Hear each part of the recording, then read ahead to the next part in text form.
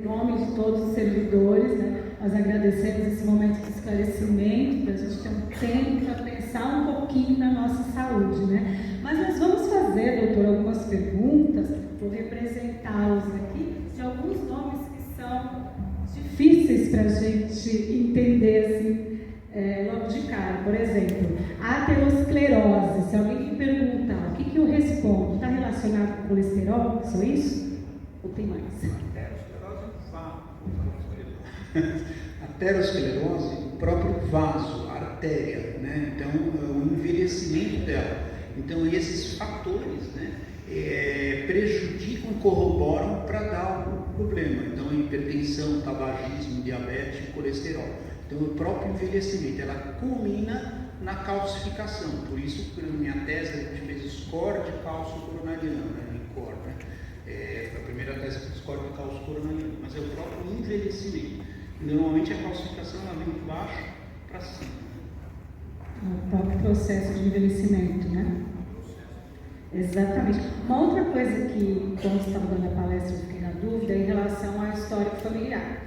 Eu já tive essa preocupação e eu fiz um teste genético para poder saber o histórico e saiu ali fator de risco e tal. Então, primeiro eu queria perguntar se esse teste, o que você tem a dizer sobre esses testes de ancestralidade que indicam quais são as possíveis doenças que você pode desenvolver em fatores de risco e também essa questão de histórico familiar. Eu posso ter mais, como que a gente identifica, enfim. Muito boa pergunta. Então, assim, primeiro que é histórico familiar.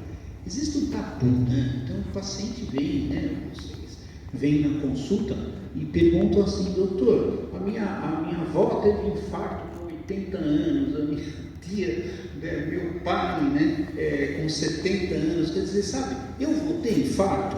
É diferente da minha tese, que o paciente falava, olha, meu irmão teve infarto com 45 anos, meu pai com 50, né? Então, quer dizer, qual é o ponto de corte? Né? Até quando eu tolero, talvez seja a pergunta, 55 anos para homem, 65 anos para mulher. Mulher por causa da parte hormonal, né? Estrógeno.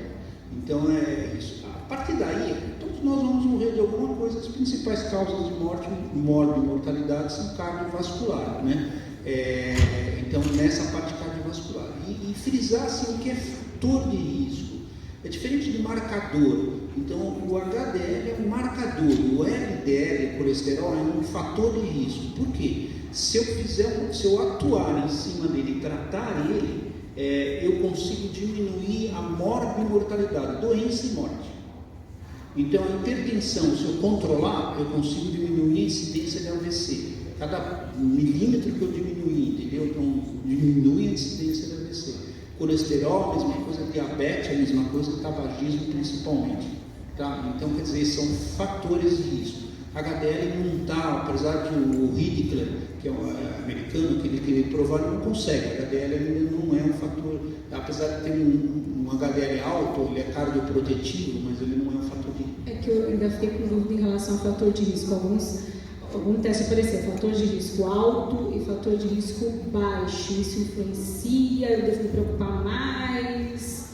Ou a prevenção deve ser... Não, o fator de risco em si são esses que eu falei, né? Você tem que se preocupar se ele está instável, alterado. Então, estou fumando, é um fator de risco. Então, quer dizer, a gente fala assim, com estresse, com ansiedade, com o trabalho, com a correria que a gente tem, se eu fumasse, eu já tinha infartado. Provavelmente. Meu pai era coronariano, minha mãe também. Entende? Então é mais ou menos isso. A diabetes, eu tenho diabetes, então vamos controlar, vamos perseguir, controlar e seguir lá na meta. Tá? Eu sou hipertenso, vamos controlar ele e seguir o mais perto possível do 12/8. Colesterol, vamos tratar ele na meta. Então esses são os. Então não existe um fator mais alto, é o descontrolado. Acredito que o estabilizado, controlado, manter ali o equilíbrio. Exato. Emocional, físico e mental.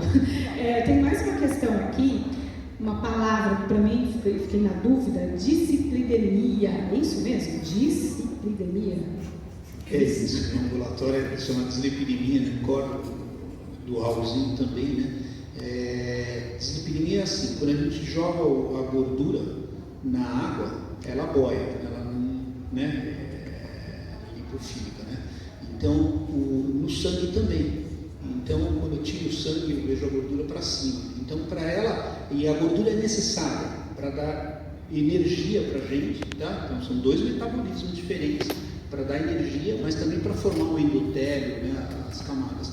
Então, ela pega uma proteína, e essa proteína, o core lipídico dela tem a apoproteína, e o interior dela tem o colesterol livre, colesterol esterificado, fosfolípides, são substâncias, né, no interior dela. Então, ela consegue se deslocar no sangue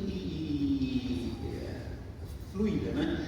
E aí ela encosta com uma outra, tem uma HDL, ela encosta com uma outra e ela tem, através de enzimas, PLPTP, fosfolípides transferproteína, o LTP, lecitina transferproteína, ela troca, ela pega o colesterol esterificado e joga o triglicérides, e aí ela vai até o fígado, num receptor chama scavenger, né? Ela consegue mandar embora pelo fígado e vai embora pela evacuação, né? pelas fezes. Tá? Então é dislipidemia porque eu preciso de uma proteína, um lípides, né? Para levar a gordura. Exato. Uma outra coisa que também fiquei, só para confirmar, ali mostrou durante a palestra que 53% dos servidores estão ali com controle, né? E está mesmo, assim, eu fiquei exato isso, a gente está até bem em relação ao Brasil.